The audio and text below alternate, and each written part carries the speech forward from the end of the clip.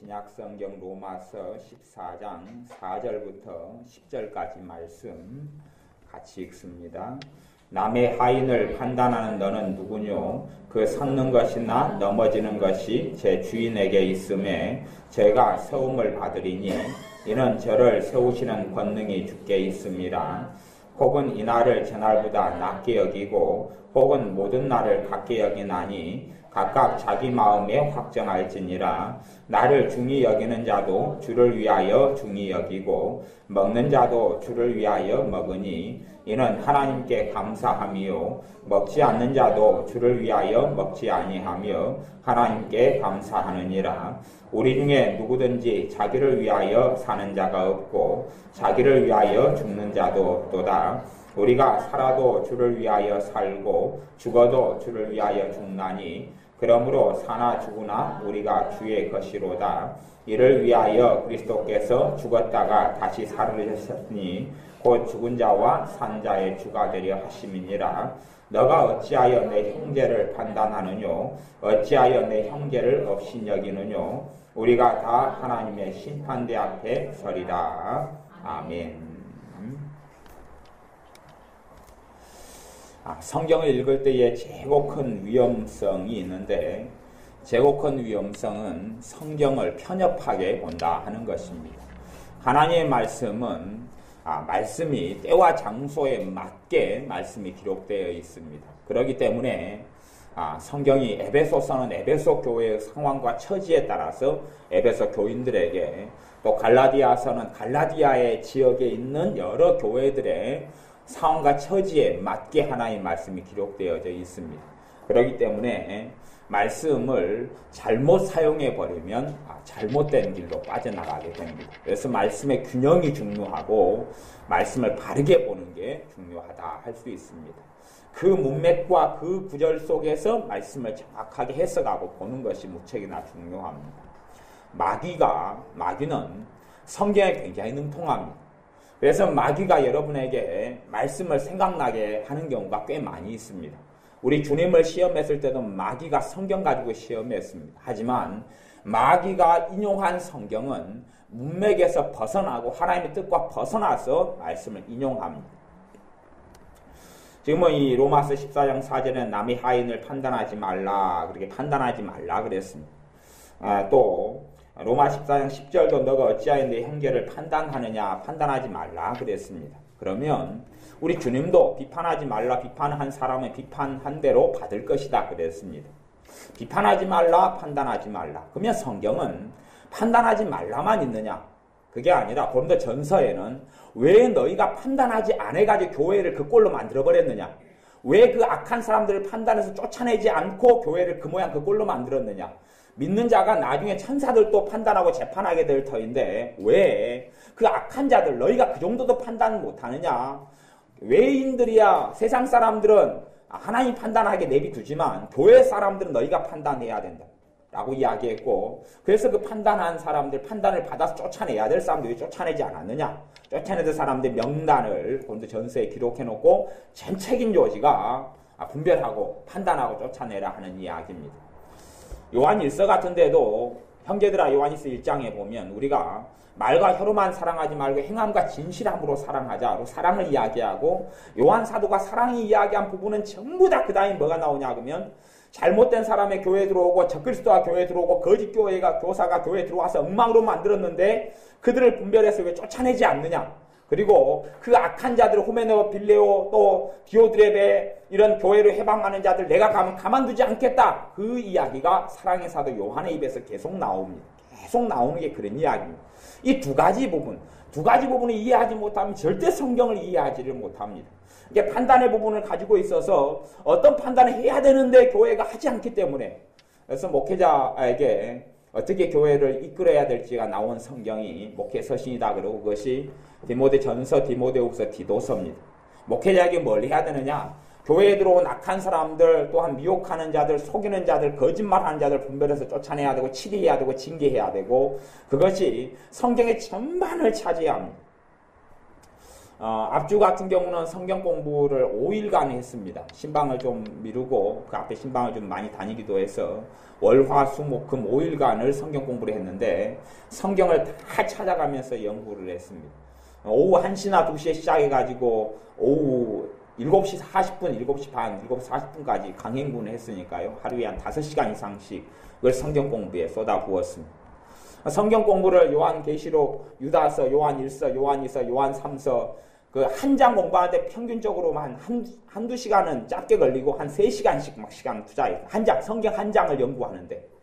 그렇게 성경을 4명에서 6명 정도 참여해가지고 지금 연구하고 있는 중이고, 지금 갈라디아서가 이제 한 장 반 정도면 5장 중간 정도 하니까 5장 반하고 6장이 남았습니다. 그리고 이제 그다음 로마서 볼 것이고, 성경을 이제 지금 7권째 지금 보고 있습니다.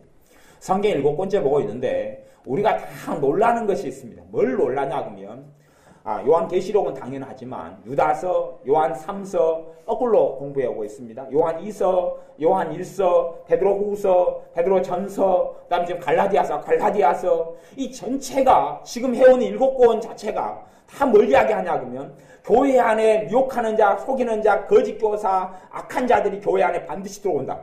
그들을 분별해서 쫓아내야지만이 너희가 교회로 살아갈 수 있게 될 것이다. 그것만 계속 이야기하는 거예요. 놀랬어요. 저도 성경 연구하면서. 왜 성경의 후반전에 전부 다 이런 이야기만 할까? 너희들이 그들한테 걸려버리면 너희 영혼도 사냥당하고 너희가 다 구원에서 떨어져 버릴 것이다. 그리고 경고를 극심하게 하고 있는 것이 뒤에 있는 성경들입니다. 디도에게도 그레데스에 너를 보냈는데 거기에 믿는 신자들, 배만 위하는 게으름장이들, 자기만 알고 이기적이고 온통 받기만 바라고 이런 악한 자들을 가만두지 말고 엄히 꾸짖어가지고 이야기해라 그랬습니다. 그러니까 제가 목회자의 사명은 꾸짖고 책망하고 야단을 쳐야 됩니다. 잘못된 것을 바로 잡아야 됩니다.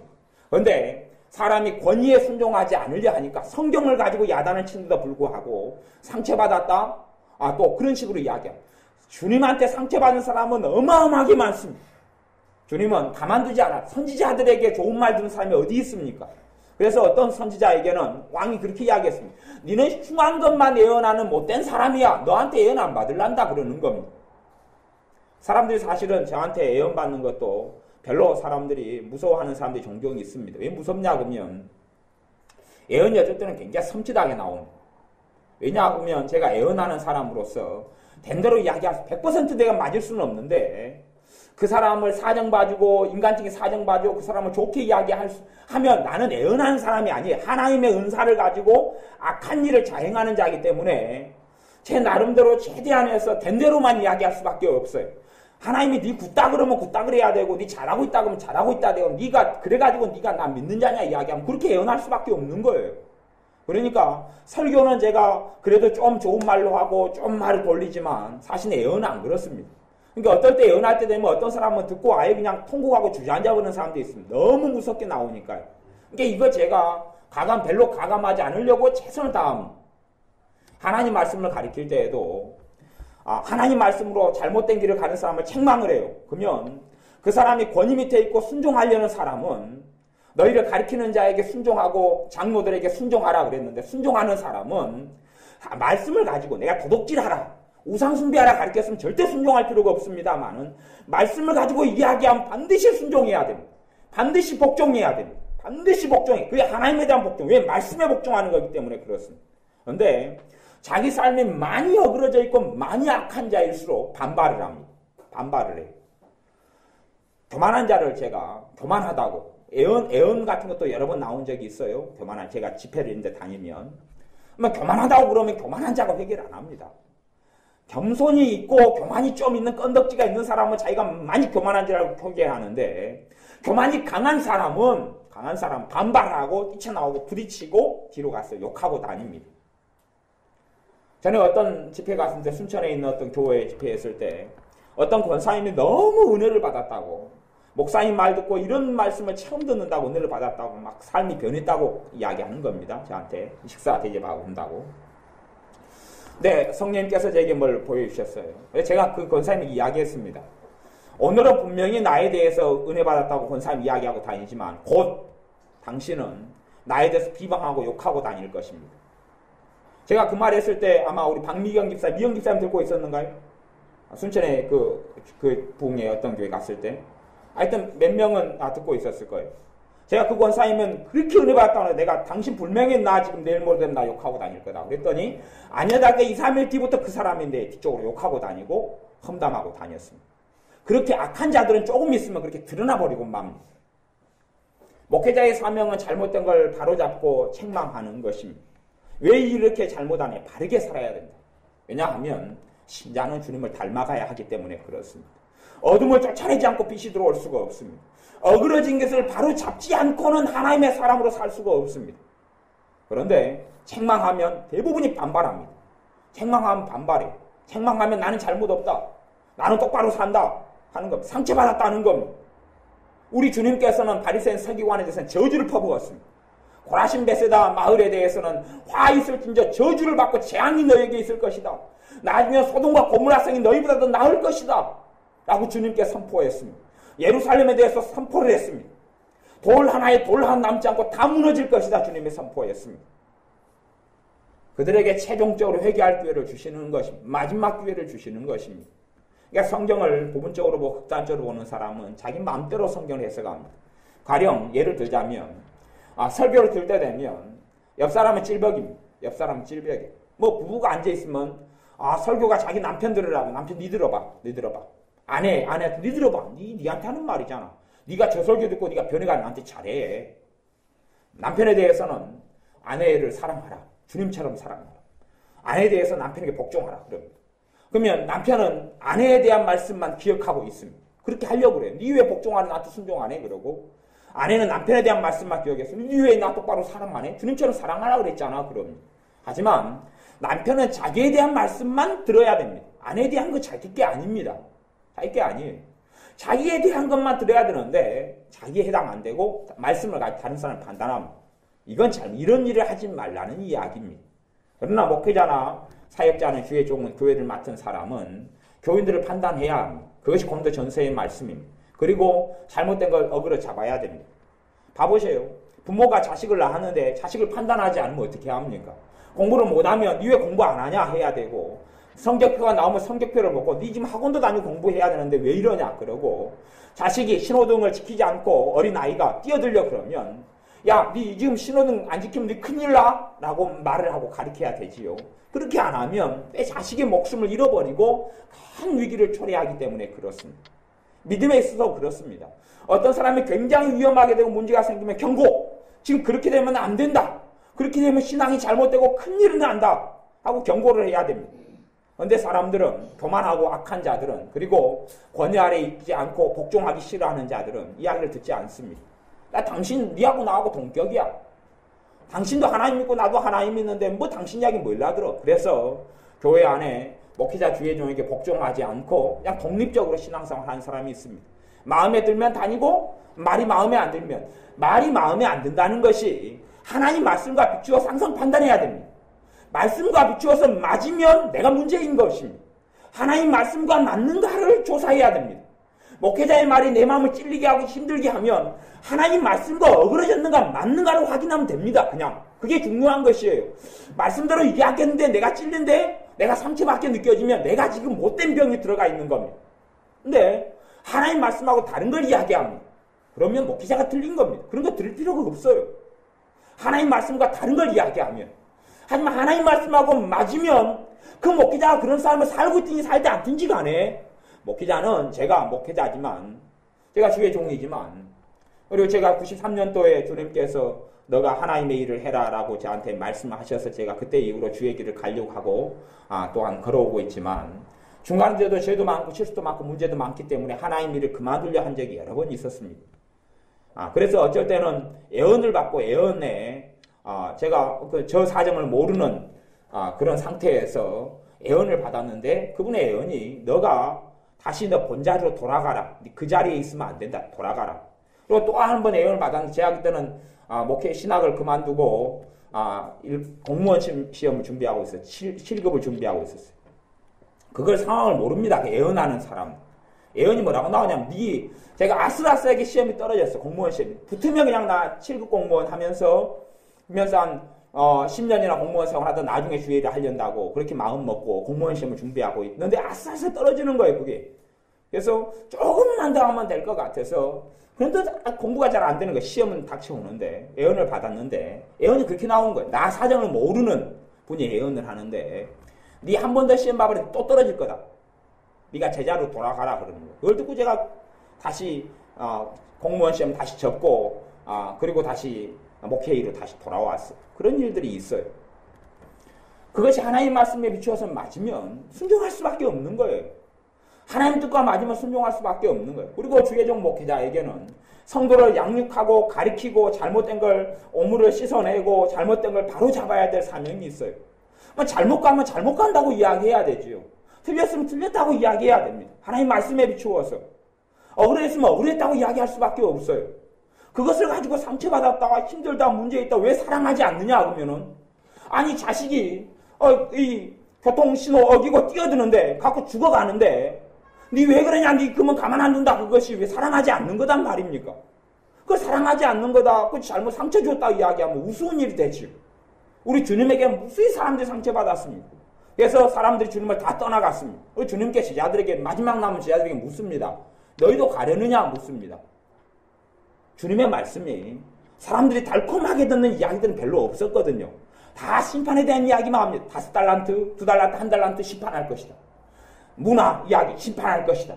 종 열매 맺지 못하면 나무 지금 찍어가지고 올해도 열매 못 주면 찍어버려라. 그런 이야기만 쭉 합니다. 청지기 이야기, 똑바로 청지기 1만 달란트 용서해줬다. 친구 만나서 용서 안 해주면 너 용서 한 거 당 무효화되고 취소되고 너 지옥에 들어갈 것이다. 그런 이야기만 주님이 많이 하셨어요. 그러니까 사람들이 보기에 정말 마음에 안 드는 것이 많습니다. 다 너 잘하고 있어. 너 괜찮아. 하나님 사랑해줘. 너 축복할 거야. 그렇게 설교하면 아마 우리 교회도 지금보다는 더 많이 부흥됐지 않을까 싶습니다. 사람들이 편하게 설교 들을 수 있거든요. 그런데 믿는 신자들 가운데 주님을 따라가는 사람은 소수요, 세상을 따라가는 사람은 다수입니다. 그러면 하나님의 말씀은 세상을 따라가는 것에 대한 책망이 나올 수밖에 없어요. 다수가 그렇게 가고 있어요. 주님의 말씀을 듣는 대부분이 좁은 길을 가려고 있고 주님의 제자가 되어서 주님을 기쁘게 하는 삶을 살고 있으면 아마 설교는 대부분 그렇게 나올 겁니다. 잘하고 있어. 염려 마. 주님이 도와주셔. 주님이 축복해 주셔. 그건 맞는 이야기입니다. 그런데 멸망으로 인도하는 문은, 사망으로 인도하는 문은 길은 넓고 찾는 자가 많아서 사람들이 다 그리로 들어간다 하는 주님의 말씀 하셨는데 그렇게 잘못되고 어그러진 길을 걸어가고 있는데 잘하고 있다. 괜찮다. 장하다. 기도하지 않아도 돌봐줄 거야. 괜찮아요. 그러면 들을 때 얼마나 위로가 되겠습니까? 하나님이 다 사정 알고 있어요. 다 사랑해 줄 거예요. 믿음 없어도 하나님이 다 그래도 기도 응답해 줘요. 그렇게 말씀하고 거짓말로 가르치면 얼마나 위로가 되겠습니까? 여러분이 하는 기도는 하나도 땅에 안 떨어져요. 다 그냥 무조건 말만 그냥 막 하세요. 무조건 다 응답돼요. 그러면 위로가 될 겁니다. 하지만 하나님 말씀은 그렇게 이야기하지 않고 있다는 것이 문제 아닙니다. 하나님 말씀은 그렇게 이야기하지 않습니다. 너희가 구하여도 얻지 못하면 정욕으로, 욕심으로 잘못 구하면 응답받지 못한다 그렇게 되어 있고, 믿음으로 기도하지 않으면 응답받지 못한다 그렇게 되어 있고, 명백하게 가르칠 수밖에 없는 것이죠. 근데 사람들에게는 욕심껏 기도하세요. 다 들어줘요. 그렇게 이야기하는 목회자들, 교회들은 많습니다. 하지만 진리하고 어긋나고 그의 영혼을 지켜주지도 못할 겁니다. 어그러진 길을 바로 잡는 사명이 목회자에게 있습니다. 어그러진 것을 지적하고 책망할 때 그건 결코 상처로 들을 문제가 아니고 경고로 들어야 됩니다. 내가 바르게 잡고 바르게 신앙 성장해야 되는구나. 그래서 믿는 사람은 반드시 중요한 게 신앙이 성장해 가야 됩니다. 믿음이 성장해 가야 됩니다. 믿음이 성장해 가야 됩니다. 교회를 세운 목적이 있다. 에베소 4장에 교회를 세운 목적은 주의 종들을 사도, 선지자, 복음 전하는 자, 목사와 교사를 준 이유는 너희가 그리스도의 장성한 분량 예수님을 닮아가지고 예수님처럼 믿음에 자라가려고 교회를 세우고 주의 종들을 주었다. 그렇게 에베소 이야기하고 있습니다. 신자들이 신앙 성장에 관심이 없는 사람은 사실은 믿음을 잃어가는 사람입니다. 내가 어떻게 예수님을 닮아갈까? 예수님을 더 사랑해갈까? 내 믿음이 자라갈까? 정말로 바른 신앙을 가진 사람은 자기의 신앙의 성장에 관심이 있습니다. 바른 신앙을 가진 사람은 신앙의 성장에 관심이 있습니다. 예수님 안에서 믿음이 자라가는 데 관심이 있습니다. 요한 1서는 믿는 사람을 세 가지 부류로 이야기합니다. 하나는 어린아이들. 두 번째는 청년들. 세 번째는 아비들. 아비는 자식 낳는 사람이 아비지요. 그렇게 세 가지 신앙이 있다 그럽니다. 그리고 고린도 전서에는 너희가 아직도 어린아이가 젖먹이가 되어 있으니 어찌하면 좋을꼬. 너희의 신앙이 아직 어린아이 신앙이다. 어린아이 신앙이 예수 믿은 지 믿기 시작한 바로 초신자라고 어린아이 신앙이다 그럽니다. 왜? 예수 믿으면 이제 태어나서 어린아이기 때문에요. 그런 사람은 큰 문제가 없습니다. 그러나 신앙생활한 지 5년 되고 10년 됐는데도 어린아이 남아있으면 그때부터 교회 안에 문제를 일으키기 시작합니다. 교회에 등걸지게 되고 또한 자기 혼자 어린아이 상태에서 머물면 큰 문제는 없습니다만 그 사람에게는 영광도 종기도 면류관도 없습니다. 문제는 다른 사람에 해를 끼치는 신앙이 가장 문제죠. 어린아이 특징은 간단합니다. 어린아이 신앙의 특징은 간단합니다. 나만 미워해. 나만 불쌍해. 어린아이는 주는 걸 안 배웁니다. 받으려고 그럽니다. 성장하면 주는 걸 배웁니다. 받는 것보다 주는 게 복이 있다. 어떻게 하면 줄까? 나눠줄까? 그럽니다. 어떻게 하면 봉사할까? 섬길까? 그럽니다. 힘이 있는 한, 나눠줄 게 있는 한. 어린아이는 나 불쌍해. 나 돈 없어. 왜 교회는 나를 돈 안 줘? 왜 다른 사람은 나를 도와주지 않아? 왜 나는 불쌍한데? 어린아이는 항상 자기밖에 모릅니다. 자기밖에 몰라요. 자기 상처, 자기 아픔, 자기 경제 형편, 자기 돈, 자기 사는 거. 신앙을 떠나서도 세상적으로도 어른이 됐어도 엄마 아빠, 성년이 됐어도 남편 아내가 됐어도 어린아이 남자도 있고 어린아이 아내도 있습니다. 어린아이는 항상 자기밖에 모릅니다.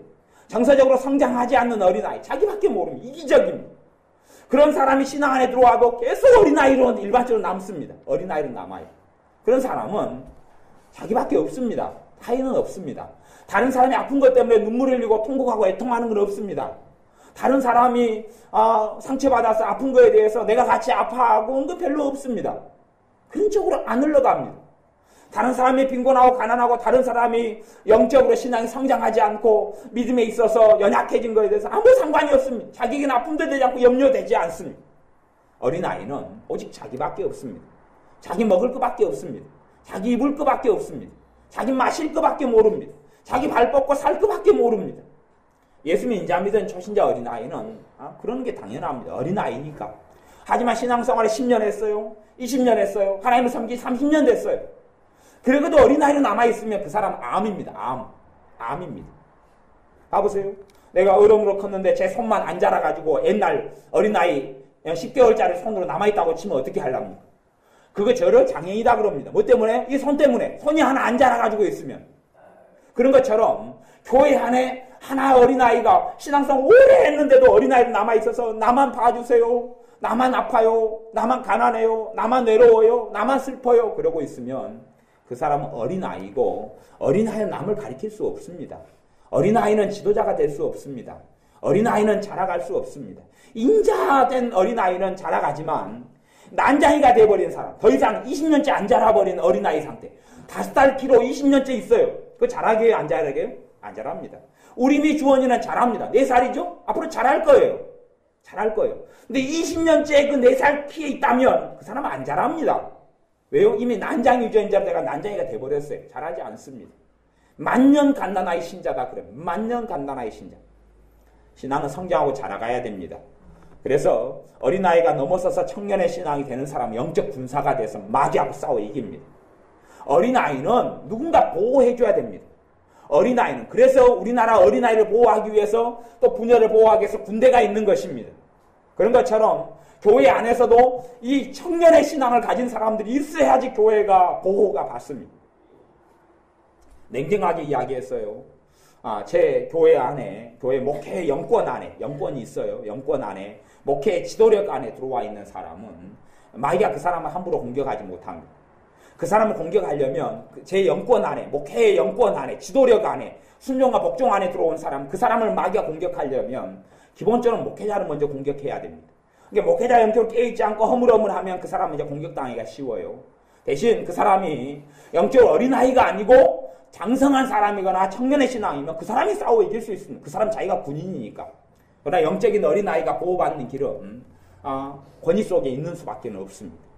4살짜리 우리 및 주원이가 보호받는 것은 엄마 아빠의 품에 있을 때의 보호를 받습니다. 똑같은 것이 어린아이는 대신에 이제 20살이 되고 25살이 됐으면 엄마 아빠의 품에 있지 않아도 됩니다. 자기가 자기를 보호할 수 있어요. 법을 알고 있고 또한 위험을 감지하고 알 수 있어요.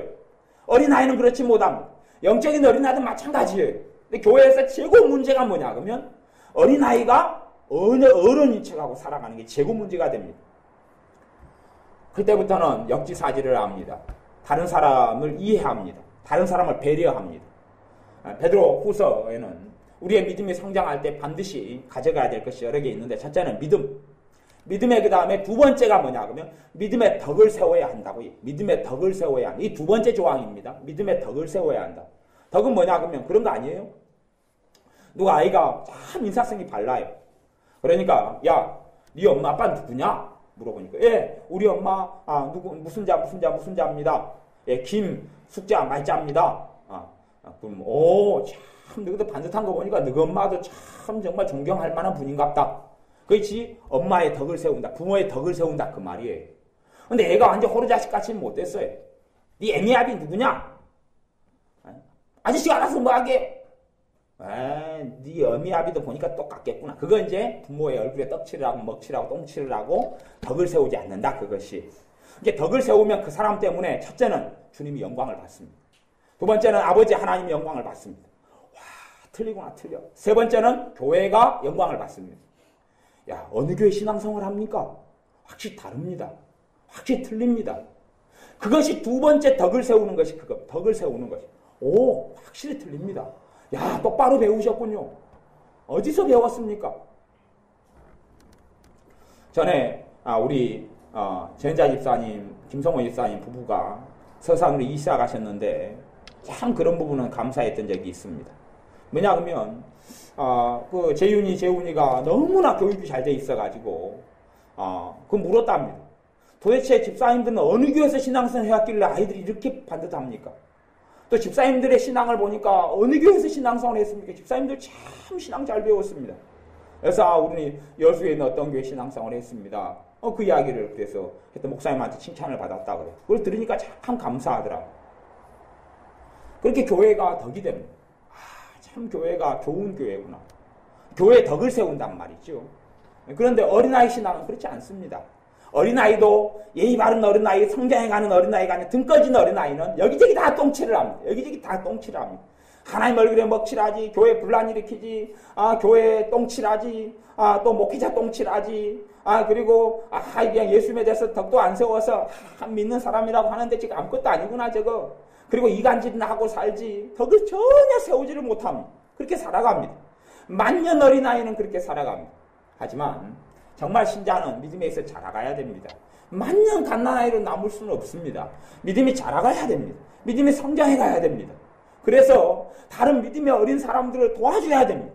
믿음의 어린 사람들을 도와줘야 됩니다. 하나님이 어떤 분이 간증할 것도 있어야 되고 내가 기도해서 하나님께 응답받은 것도 있어야 될 거 아닙니까? 인자 예수 믿은 사람이 돈 문제 때문에 어려워합니다. 그러면 여러분이 돈 문제 때문에 곤란해하다가 하나님을 통하여 응답받고 도움받은 경험들이 있어야 될 것 아닙니까? 그래서 이야기할 수 있죠. 성도님, 나도 성도님 지금 빚이 2천만 원 가지고 힘들어하죠. 나도 옛날에 5천만 원 있었는데요. 하나님께 믿고 의지하고 때로는 작정도 하고 금식도 하고 그래서 믿음으로 돌파해 나갔더니 하나님께서 풀어주셨다고. 하나님이 도와주실 거라고. 대신에 나도 기도로 도와줄 테니까 집사님들 성도님들 기도하자고. 하나님이 살아계셔서 도와줄 거라고. 내가 그 하나님이 살아계신 걸 체험한 증인 아니냐고. 그런 간증이 있어야 한단 말이에요. 그게 믿음이 성장해 가는 것이에요. 10년이 지나고 20년이 지났는데 집사님 올해 응답받은 게 뭐 있어요? 올해요? 언젠가 응답해 주겠지요. 조금 기도도 안 되고 기도 응답받은 것도 없네요. 집사님 작년에는 하나님이 집사님 축복해 줬는가요? 축복에 이거저것 많이 해주셨겠는데 딱히 생각은 안 나네요. 5년 안에 하나님께서 정확하게 기도 응답된 것이 몇 개나 있습니까? 가물가물한데 있겠지요. 있는데 정확하게 뭔지 모르겠네요. 그 사람은 믿음에 있어 성장 안 한 것입니다. 성장 안 하면 성장은 태보밖에 없습니다. 신앙생활은 어떤 사람이 비유하기를 흘러내리는 물을 거슬려 올라가는 것과 똑같다. 노를 저어가는 배에서 강에서 흘러내려오는 물에서 가만 있으면 신앙이 나쁜 거 오리알처럼 떨어져 버리지 올라가지 않아요.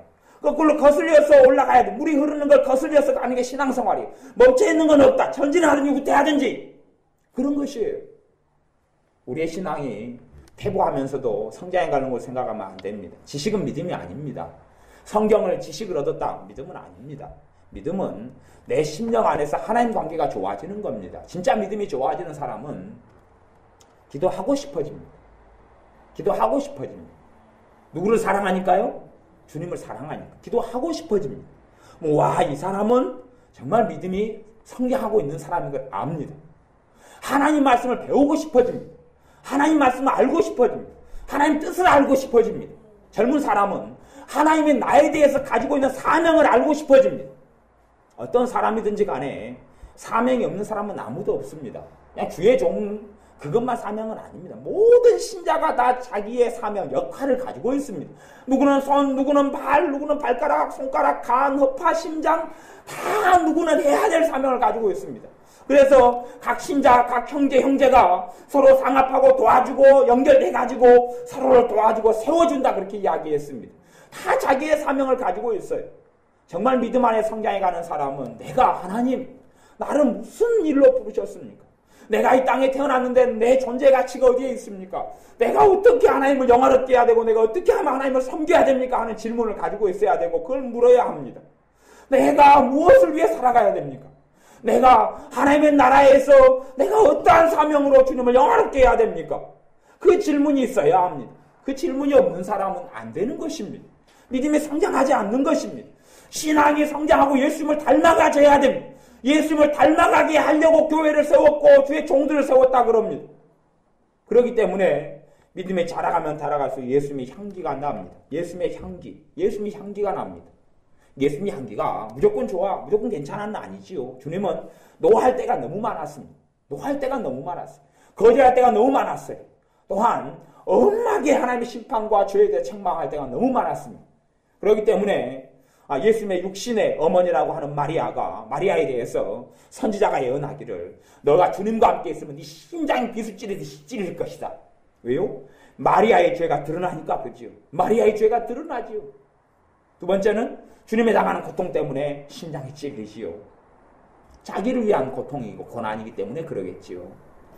우리의 믿음이 성장해 가야 됩니다. 성장해 가는 사람은 죄가 무엇인 줄 압니다.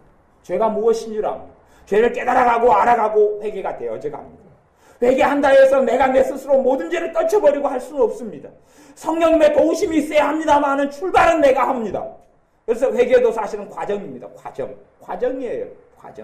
과정을 통하여 내가 회개하는 과정을 통하여 예수님을 닮아가지는 겁니다. 내게서 예수님의 향기가 나타나고 바래지기 시작하는 겁니다. 오늘 읽었던 로마서 14장의 핵심은 5절부터 9절인데 그렇게 이야기합니다. 로마에 있는 교회에게 하나님의 말씀이 전해지는 겁니다. 뭐라고 전해지냐? 우리하고 똑같이 우리에게 주시는 말씀인데 5절에 보면 혹은 이 날을 전날보다 낮게 여기고 혹은 모든 날을 같게 여기나니 각각 자기 마음에 확정할지니라. 사실은 옛날부터 안식일은 토요일입니다. 십계명 이야기는 안식일은 토요일이고 우리가 지금 지키는 안식일은 주일입니다. 그래서 안식일 논쟁, 주일 논쟁은 오래전부터 있었습니다. 심지어는 중세시대 때는 주일을 성수 안 한다 해서 로마 카톨릭에서는 무수히 많은 사람, 주일을 안 지키는 사람들을 학살하고 죽였던 전례들이 수백 년 동안 있었습니다. 그래서 주일날 음식 하나 사 먹었다가 죽임당한 사람 로마 카톨릭에는 무수하게 많이 있었습니다. 그리고 우리나라도 최근까지도 주일 성수에 있어 엄격한 걸 강조해 왔습니다. 물론 지금도 우리가 주일날 모여서 예배하지만 또 지금도 주일 성수를 엄격하게 강조하는 분들은 있습니다. 그러나 성경은 뭐라고 이야기하냐 그러면 옛날에는 안식일과 주일이 토요일과 일요일이 공존해 왔습니다. 안식일과 주일을 공존해서 지켜왔어요. 그렇게 하고 그번 논란이 되고 막 여러 가지 해서 그래서 안식교도 있고 그러죠. 토요일날 예배드리는 이런 안식교도 있습니다. 근데 이 날을 전날보다 낮게 여기고 혹은 모든 날을 같게 여기나니 그러니까 월화수목금토 주일이 7일이 있는데 사람마다 어떤 날을 낮게 여기는 기준이 있다는 것이에요. 어떤 사람은 7일이 다 공평한 똑같다 이렇게 이야기해요 사도 바울이. 하지만 나는 안식일을 토요일을 지키든지 주일을 지키든지 나는 다 공평하다. 다 똑같은 모든 날이 똑같다 이렇게 말하든지 간에 이유는 하나여야 된다고 이야기합니다. 이유는 하나여야 된다. 주일을 성수하고 지켜도 이유는 하나여야 된다. 누구 때문에요? 주님 때문에. 6절에 그렇게 나오는 거지요. 나를 중히 여기는 자도 누구를 위하여 중히 여겨요? 주님을 위하여. 그러니까 지금같이 우리 개신교는 주일을 지킵니다. 주일을 지키는 이유가 단지 종교적이 돼가지고 지키는 게 아니라 주님 때문에 지키면 된다는 이야기입니다. 주님 때문에. 물론 다른 날을 지키는 사람도 그게 가능하다고 이야기합니다. 그러니 주일이 아니고 다른 날에 예배드린다 해서 그것이 이단도 아니고 잘못된 건 아닙니다. 또한 6절에 보면 나를 중히 여기는 자도 주를 위하여 중히 여기고 먹는 자도 주를 위하여 먹으니 이는 하나님께 감사. 먹지 않는 자도 주를 위하여 먹지 아니하며 하나님께 감사하느니라.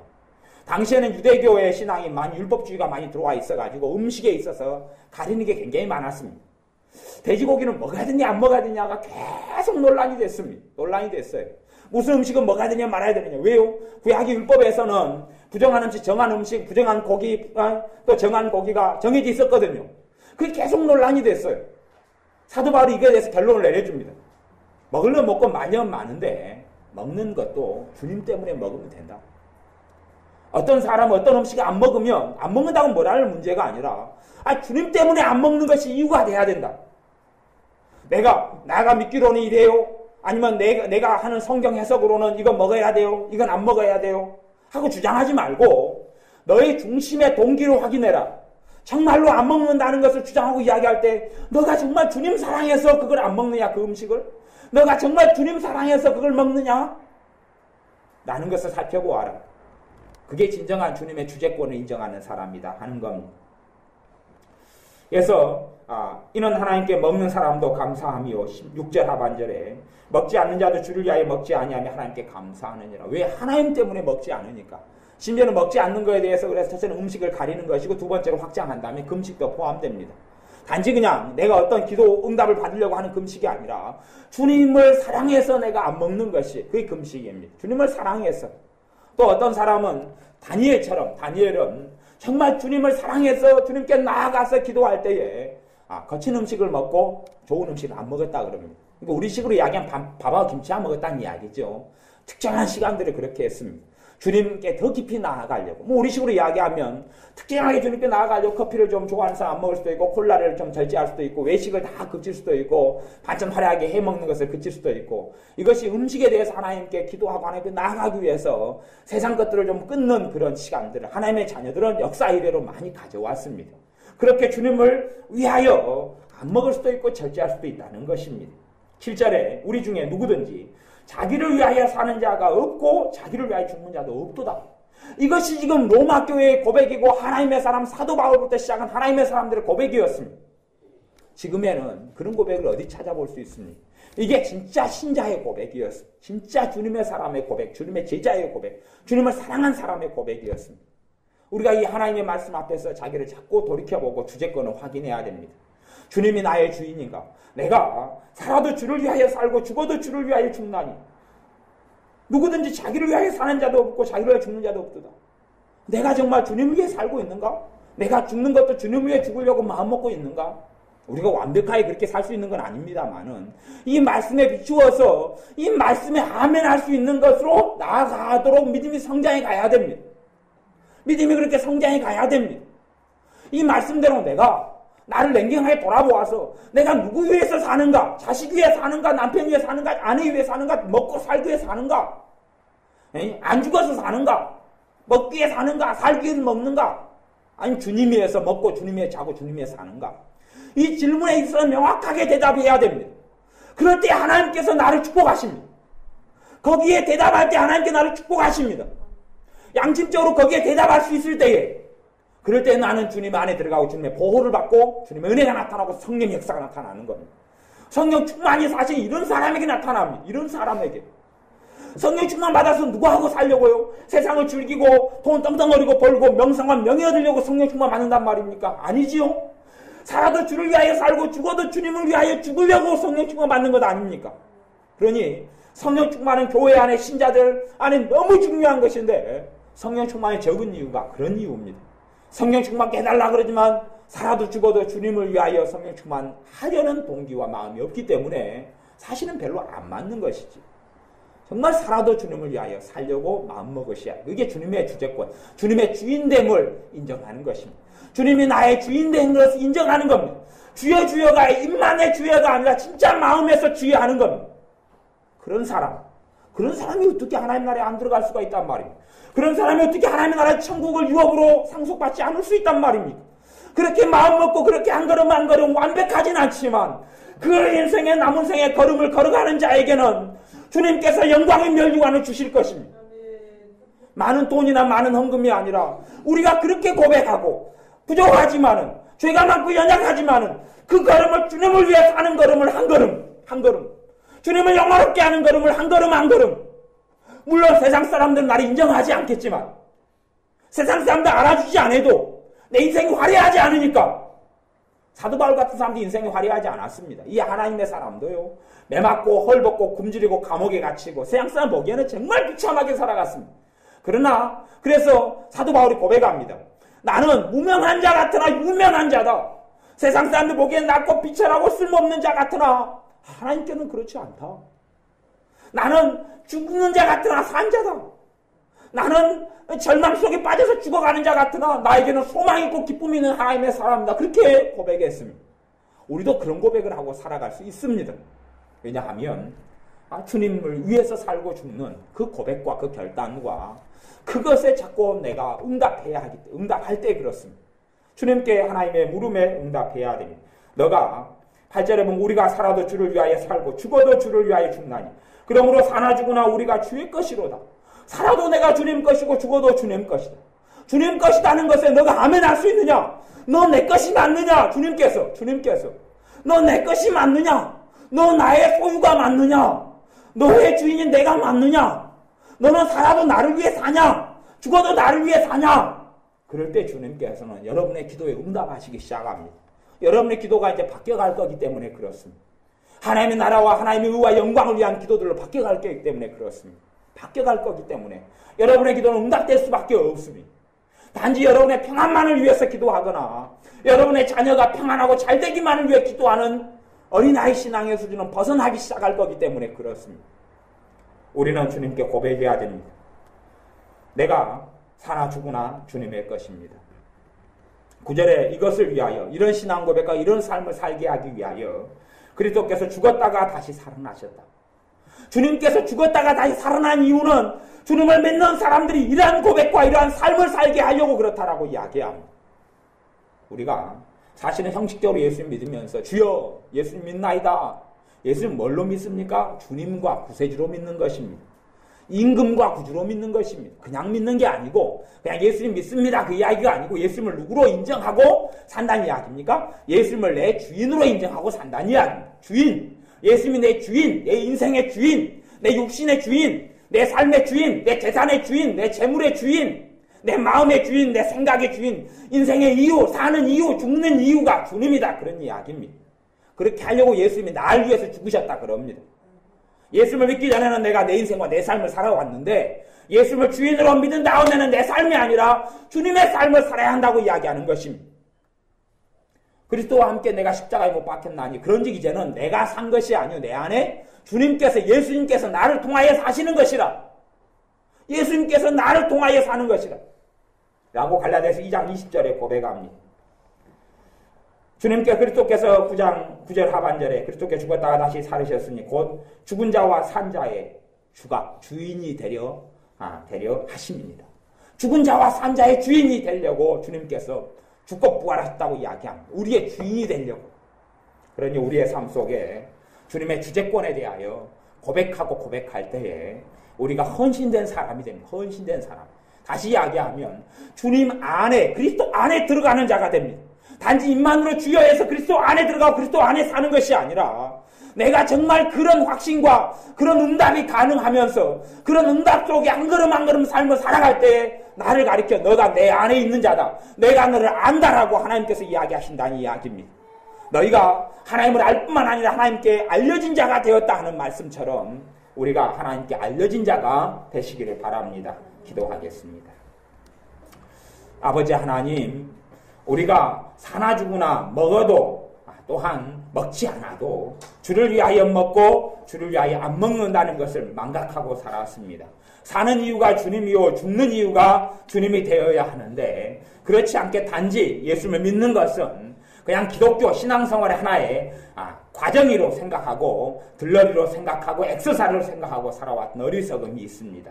주님을 주인으로 삼고 살아가는 것이 삶의 모든 것이 되게 하여 주시고 우리가 사나 죽으나 주의 것이고 또한 우리의 고백이 내가 살아도 주를 위하여 살고 죽어도 주님을 위하여 죽습니다 하는 고백이 사도 바울처럼 우리의 심장에서 고동쳐 나오게 하여 주옵소서. 예수님의 이름으로 기도하옵나이다. 아멘.